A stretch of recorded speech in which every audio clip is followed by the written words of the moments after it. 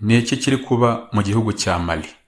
Ku wa gatandatu imitwe ibiri yitwaje intwaro harimo uwa Janimu ukorana na Al-Qaeda ndetse n'uwa Zawad Liberation Front, yombi ikaba isanzwe irwanya ubutegetsi buriho muri Mali, ariko intego zayo zikaba zitandukanye. Yagabye ibitero nyuma yo kwihuza kugira ngo ihangane n'umwanzi ivuga ko ihuriyeho. Iyi mitwe yagabye ibitero mu mijyi 6 icyarimwe yo muri Mali, ariyo Bamako, Gao, Kidal, Tombouctou, Mopti, Sevar na Kati. Ibi bitero byibasiye ibirindiro bya gisirikare by'ingabo za leta, inzu z'abayobozi bakuru ba Mali, aho byanishe Minisitiri w'Ingabo Sadio Kamara iwe mu rugo. Harashwe n'inzu ya Perezida Assimi Goïta, ariko amakuru ariho nuko yari yamaze guhungishwa ibitero bigitangira.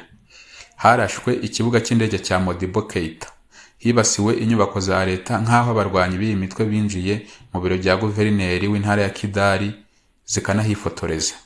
Imihanda y'ingenzi iyi mitwe yahise iyifunga. Andi makuru ataremezwa aravuga ko abarwanyi b'iyi mitwe bagera kuri 900 bamaze kwicwa. Ku ruhande rw'abasivile cyangwa abasirikare ba leta baguye muri ibi bitero, nta makuru yizewe arabitangazwaho.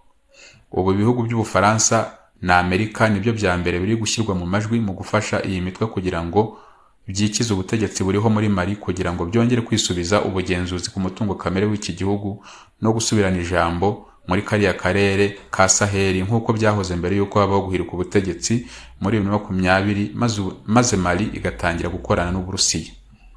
Abarwanyi b'Abarusiya bakomeje gufatanya n'ingabo za leta guhangana n'iyi mitwe.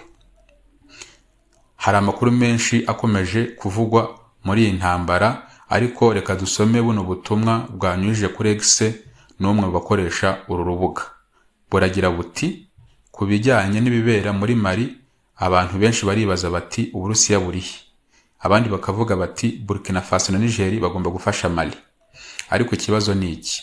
Nk'uko bitangazwa n'inzego za gisirikare z'Uburusiya, Africa Corps, ishami ry'igisirikare cy'Uburusiya rikorera ibikorwa byaryo muri Afrika, ngo ryagize uruhare runini mu gusubiza inyuma ibyo bitero hamwe n'ingabo za leta ya Mali.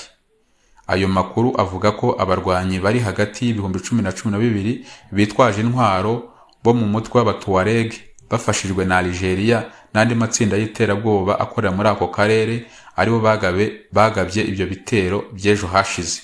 Nanone ayo makuru avuga ko ibyo bitero byateguwe kandi bigashyirwa mu bikorwa n'ubutasi bwo mu burengerazuba bw'isi ndetse n'abasirikare ba Ukraine ngo baba barabigizemo uruhare. Tekereza ingabo za Mali ziri zonyine zihanganye n'abantu 12,000 bitwaje intwaro bafashijwe n'ubutasi bwo mu burengerazuba bw'isi.